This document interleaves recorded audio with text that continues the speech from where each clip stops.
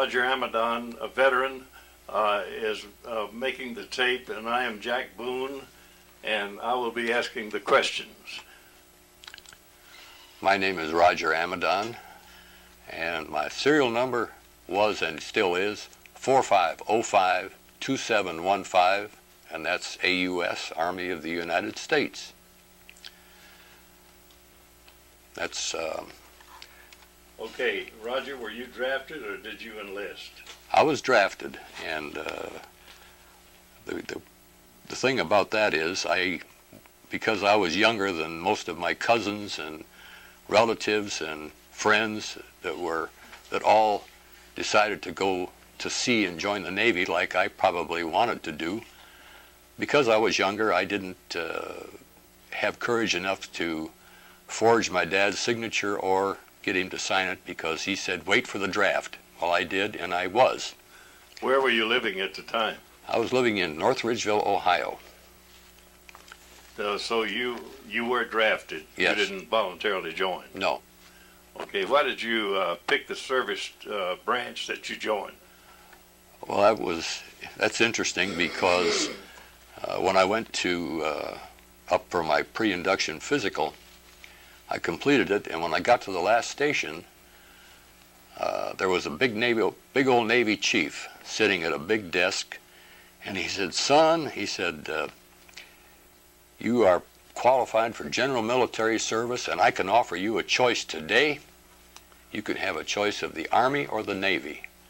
And I looked that guy right back in the eye, and I said, if it's all the same to you, I'll take the Army. And I have yet to try to figure out why I said that. Do you recall anything else about your first days in the service?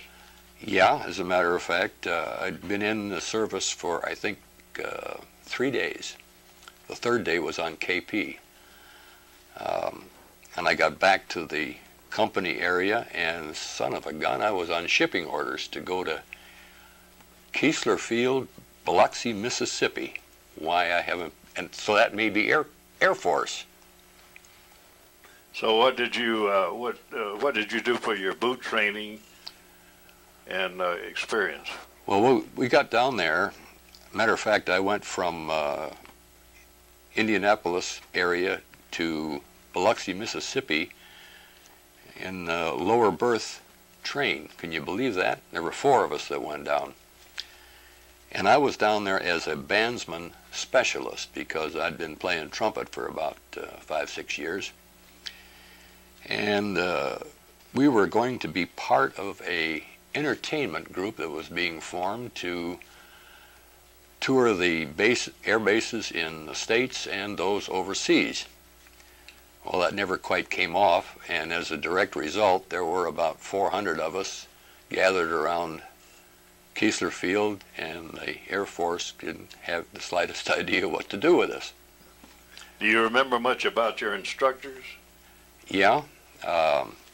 Eventually they decided that let's put these guys through basic training, and Keesler had a rudimentary facility for that, and but no instructors, so they brought in a cadre of infantry, which much wasn't all that great, but it was nasty. Did you? So you served in World War II? Essentially, the hostilities were over when I went in, but technically the war was still engaged, because it didn't end until the end of 1946. Where exactly did you go? After the losing out on or doing away with the band thing, and finishing basic training, which was about the same as infantry training that we got, I went to school at Scott Field, Illinois, to become, of all things, a communications mechanic. And strangely enough, when I finished that school, I really was a mechanic. Tell us a little more about being a communications mechanic. Well, my specialty was teletype and radio teletype. The radio teletype was a state-of-the-art thing. That was messages through the air with no wires, and then we thought that was pretty impressive back then, let me tell you. I was trained to do troubleshoot and do routine maintenance and on all forms of teletype and associated equipment. Okay, the combat was over by the time you got through your boot training. Is that right? Yes, it was. Okay. Tell me about how long did you stay in after the war was over? I went from school in Illinois to overseas to via the Philippines and eventually to Japan to be in the Army of Occupation as a communications mechanic. How did you stay in touch with your family? Strictly by mail. Did you use the email system then? The V-mail, yeah. V-mail? Yeah, the little tissue paper. Right. Yeah, that was interesting. What was the food like? Somewhere between average and poor, most of the time. Except I did get lucky when I was later on when I was actually working in the classified area of communications and communications maintenance. I got lucky enough to work the third shift on a 24/7 operation. And that would be from midnight to 8 o'clock in the morning. And when the shift was over, we were fortunate because mess was already over with, and we could go back into the kitchen and we could cook our own, which is a pretty good deal for breakfast, I'll tell you. Did you did you have plenty of supplies? Pretty much. We had all of the maintenance equipment that we needed. There were, as I learned later on, probably some pretty hazardous conditions we were working under because we were in a totally enclosed space, no windows, no outside air to amount to anything. And we were working with degreasing equipment and things of that nature, which later proved to be not very healthy. But that's kind of beside the point because I'm still around. Were you under a lot of pressure or stress? Yes. The whole communications area, as far as the 5th Air Force was concerned, was engaged in first establishing our own communications network throughout the whole country, including all of the bases, Army bases, Marine bases, Navy bases, everything that was possible to hook up communication-wise. And then from there on, trying to make some rudimentary help to the citizens of Japan on their communications equipment, which had been pretty well eradicated. How did people entertain themselves in your unit? Oh boy! Actually, when my time was off, because as I said earlier on, I worked from midnight to 8 o'clock in the morning. On my off time, I would kind of walk around the big city of Nagoya or catch a jeep ride somewhere up in the mountains, do a little fishing, or just kind of looking around, seeing what I could see in a foreign country. Were there entertainers visiting your group? Yeah, one time I had the privilege of seeing Bob Hope. And what did you do when you were on leave? I never got a leave from there. I just, the only leave I got was to go home, which was about... Where all did you travel while you were in the service? Well, collectively from Indiana to Mississippi to Illinois to California to Manila to Nagoya, and then back to California. Do you recall any particularly humorous or unusual events?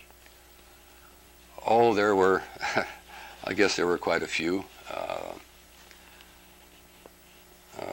From the standpoint of, I guess probably about the funniest part was the fact that, as I think I mentioned earlier, I kind of always had it in my mind when I was young to go to sea, and as I mentioned, all my relatives and friends and everybody else were all in the Navy, but the tag end of the thing that I've got more sea miles than all of those guys put together.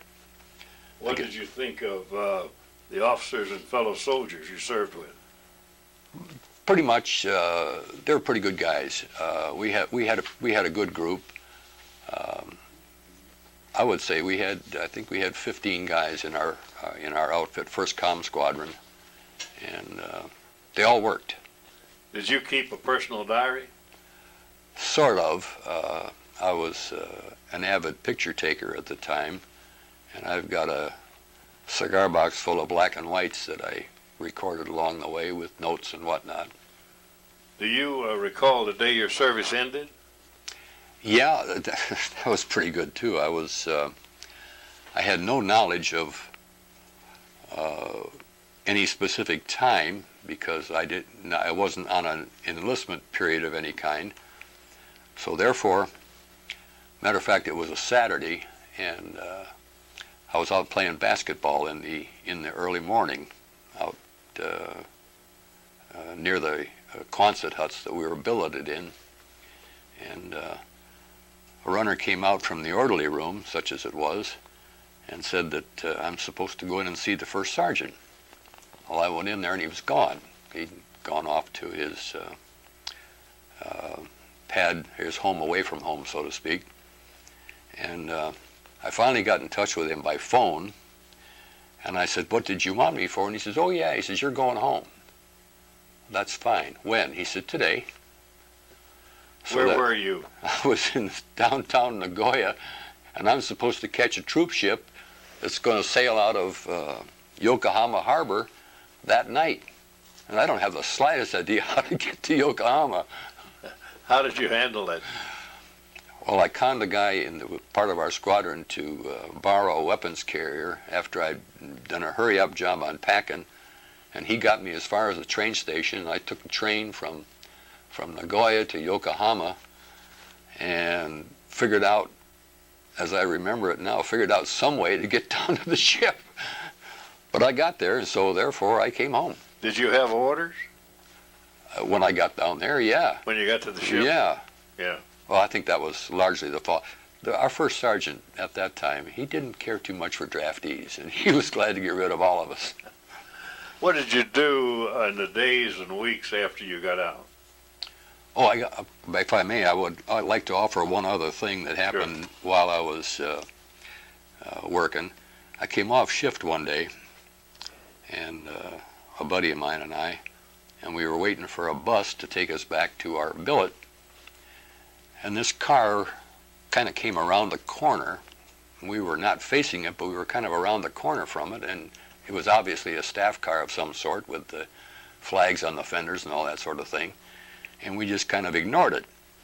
Well, this car came to an abrupt stop, and this guy gets out of the back seat, and he walks over to me, and I could look up, and I saw 3 stars twinkling on his shoulder. I said, "Man, this is neat."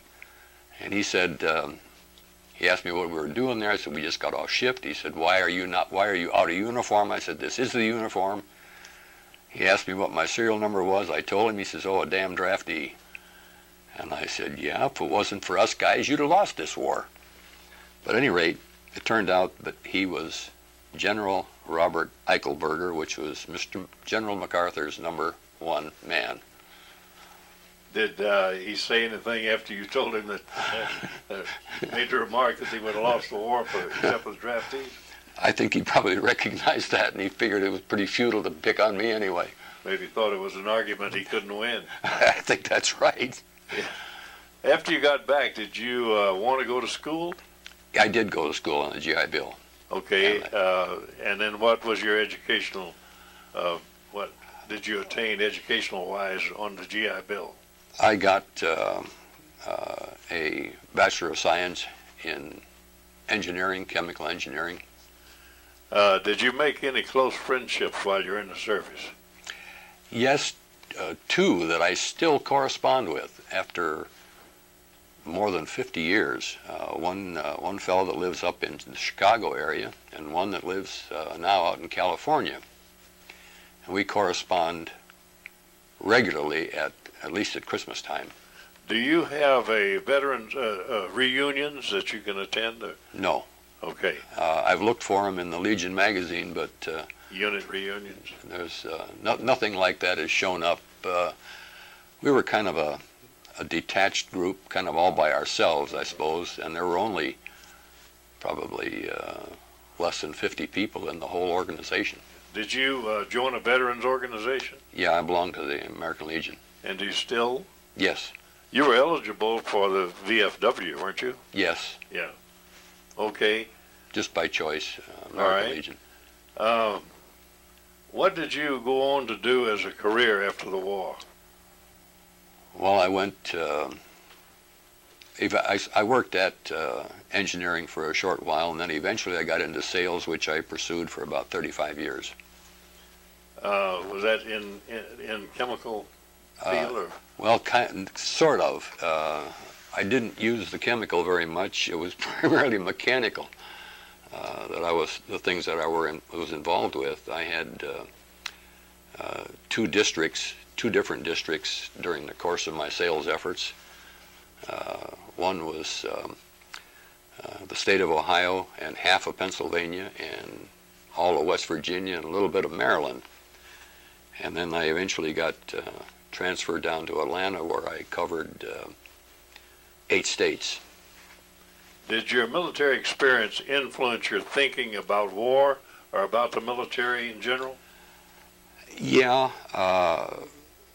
definitely, because war is certainly not a good thing, because I had firsthand vision of what it's like to lose, because I saw the devastation in the home islands of Japan, and how most of the populace felt over there. So how did your service and experience affect your life? Well, I've always been grateful for it, for the educational value. I really did get a chance to see a piece of the world that I probably would never have otherwise accomplished. Is there anything else you'd like to add to this tape? Well, only that I think I welcome the opportunity to say a few words about what went on, some good, some bad. I'm just grateful that my experience kept me all in one piece, and I guess that's about